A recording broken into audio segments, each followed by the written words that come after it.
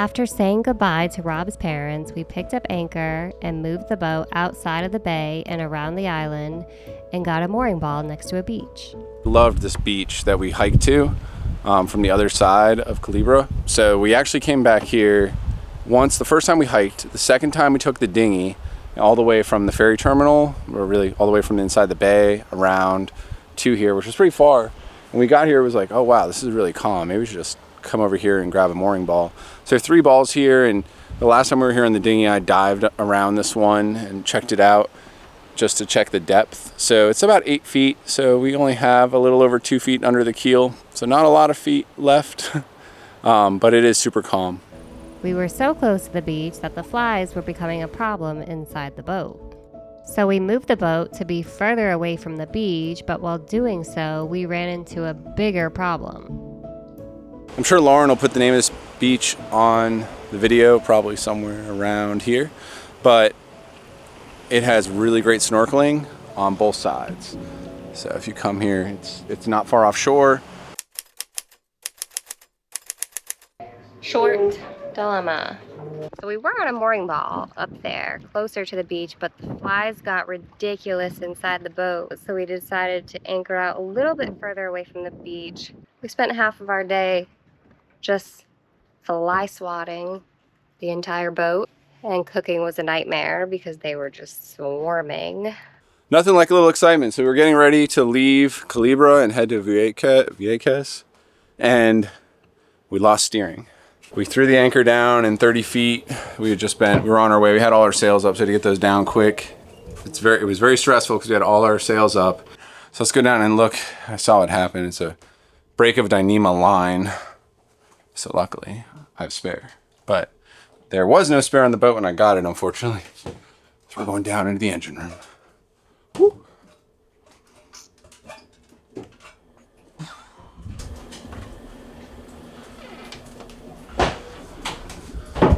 And right here, very obviously, is a brake. So now I'm going to fix that.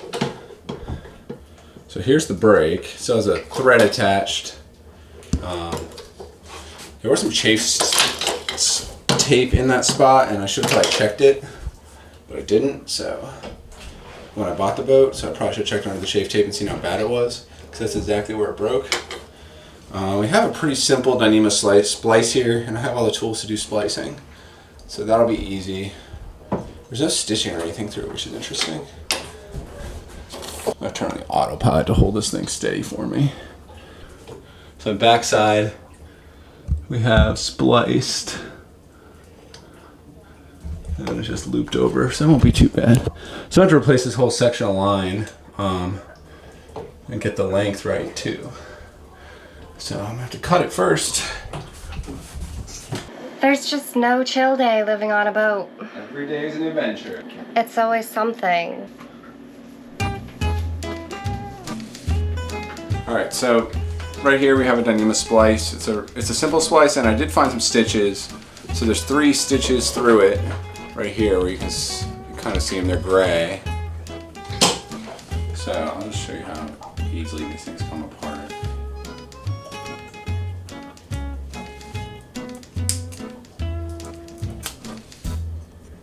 Cut the thread.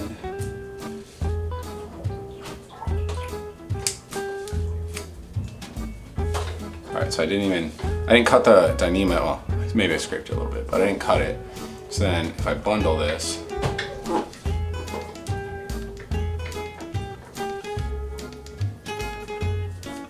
see, I can just pull this out.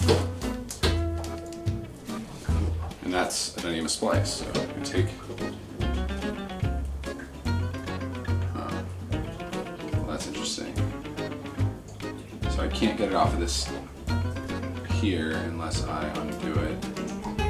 But this is used to tension it, so I'll probably need this anyways because I'm gonna try to make a line that's about the same length, but it won't be quite there.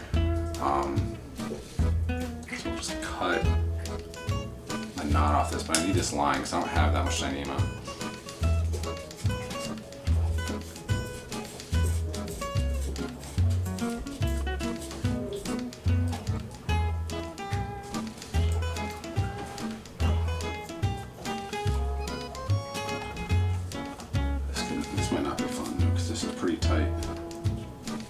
kind of like self-tension from all the steering.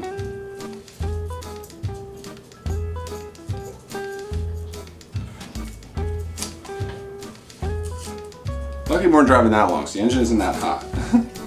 I'd probably wait to do this because I mean we're secure at anchor now.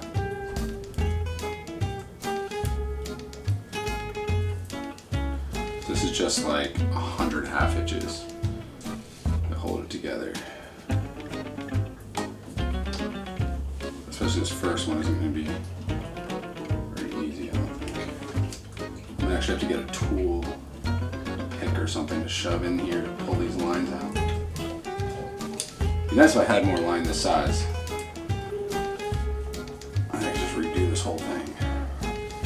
I was kind of hoping I could just undo the line and slide it out and slide the new line in, but that is not the case.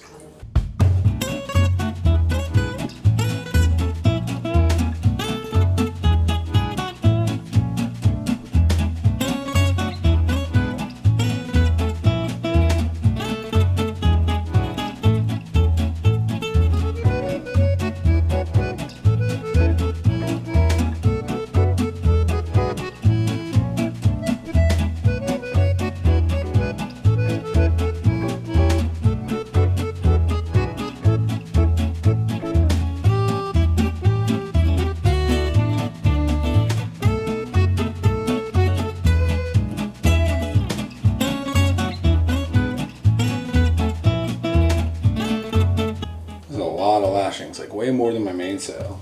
But I would say this is, you know, a disadvantage of Dyneema. It's a little more. Dyneema's a little more. You know, it doesn't take rubbing as well as steel. So with steel steering cables, this wouldn't happen. But at least I could fix it. If I had steel, I wouldn't be fixing it right now.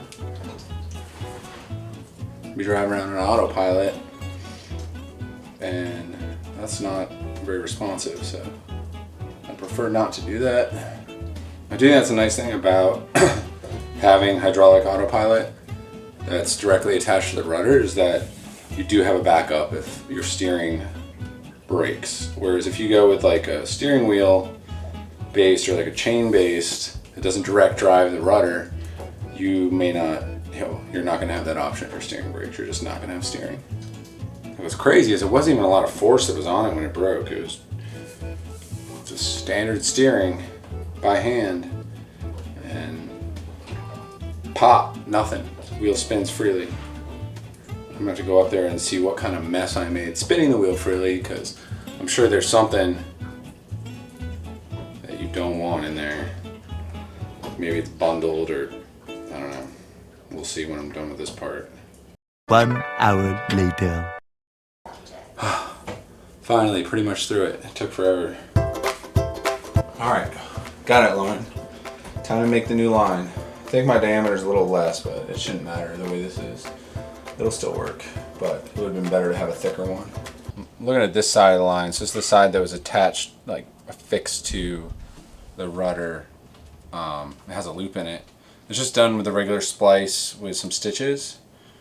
I'm not going to do it the same way. I'm going to do it with a locking splice. So it's a little more complex, but I also won't need the stitches, and it is, I think, a better solution. So I got my Dyneema here. I'm going to measure it out and splice it. So I'm going to do that, and then I'll be back.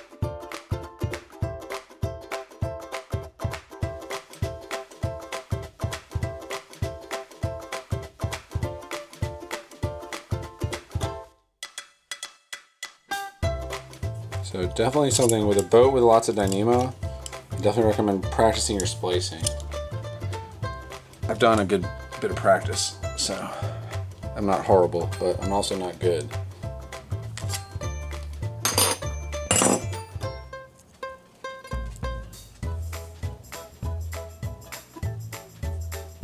Boom, locking splice right there. And that by itself would hold, but then we're also going to bury the tail, which is just, I mean, it's added strength, but not really, because there's no way for these two interlocks to come apart. 1 hour later. It took about an hour, but now I have the Dyneema line that is going to fix the boat. And I did end up putting locking splices on both sides, tapering the tails and burying them. So I'm gonna go install it and hope that we have steering. I'll probably take the wheel off to get the chain back on.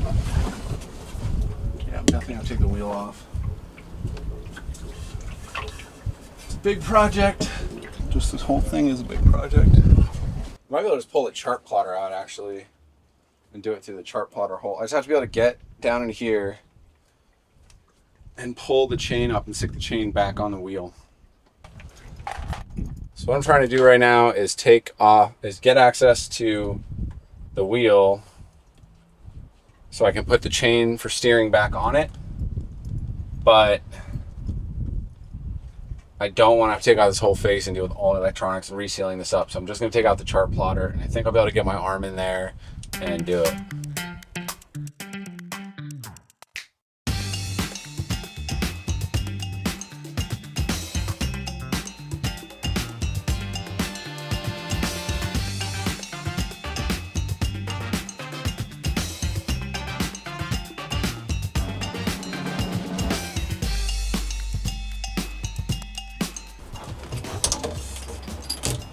Have access.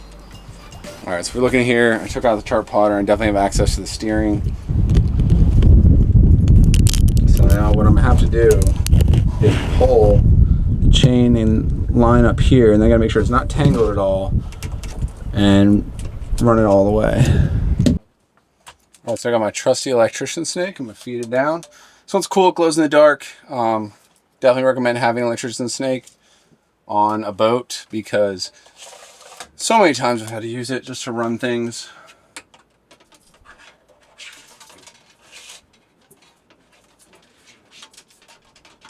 Beats a lot of other options. This one actually glows in the dark, which is cool, but not necessary.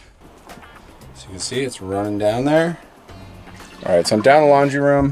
That's where my snake came through. And I have taped it to the chain to pull it back up. Figure out like which way these go and which way the chain needs to be. But I made sure it was straight for now. All right, let's pull it up through. That's nice and slow. It's so smartly taped together so there's nowhere to grab it, which was dumb.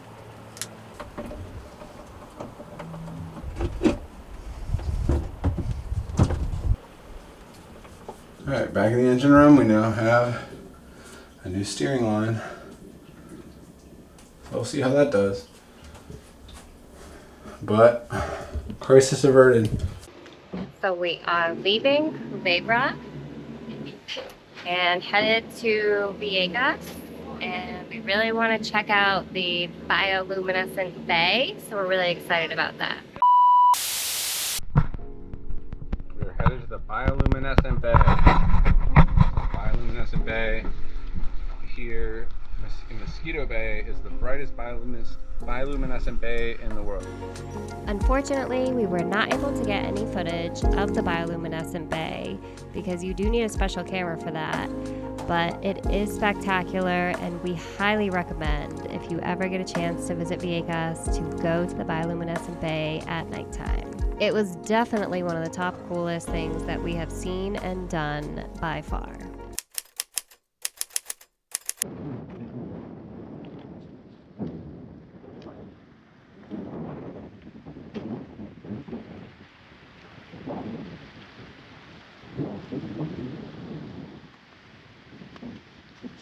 Get rid of our trash, go to the grocery store, check it out.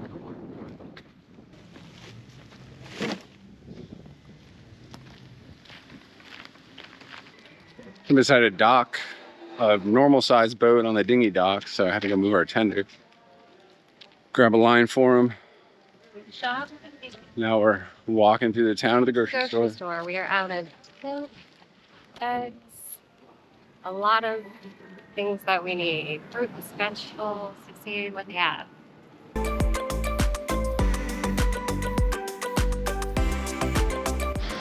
The Vieques pony. And a horse. I don't know. It doesn't seem like it's trapped though. They could just walk with us, like it's not. Are you just a roamer?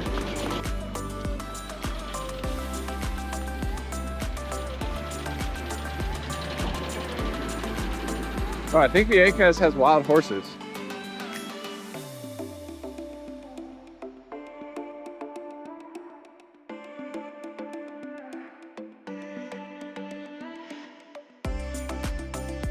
Found more wild horses. Just walking down the street. The white one was mounting the other one a minute ago though, so we had a little entertainment, a little excitement going on. Is it one horse or two horses? There they go down the street.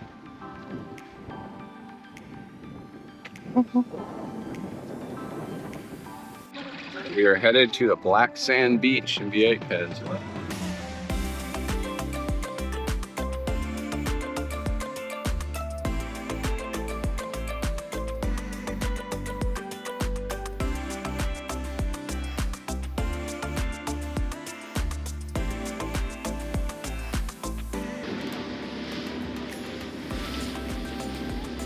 Man, that's a tourist attraction for sure.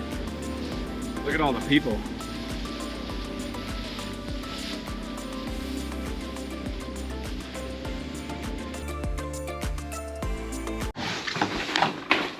We caught our first lobster in the Caribbean. Well, Rob caught it. He did all the work. But here he is. So we got dinner tonight. But we are leaving Vieques, headed back to Puerto Rico. We're gonna go to Fajardo and pick up John and Kaylani, our friends. But we're right at the tip, so that's the end of Vieques right there. And then we're gonna turn right and head up the coast till we get to Fajardo. Kind of a not incredibly windy day today. We're kind of going straight downwind, but the waves are coming a little bit on our beam. As always, thank you for watching, and don't forget to subscribe if you haven't already, and stay tuned for our next video. Our friends John and Kaylani fly out to Puerto Rico to come visit us on the boat.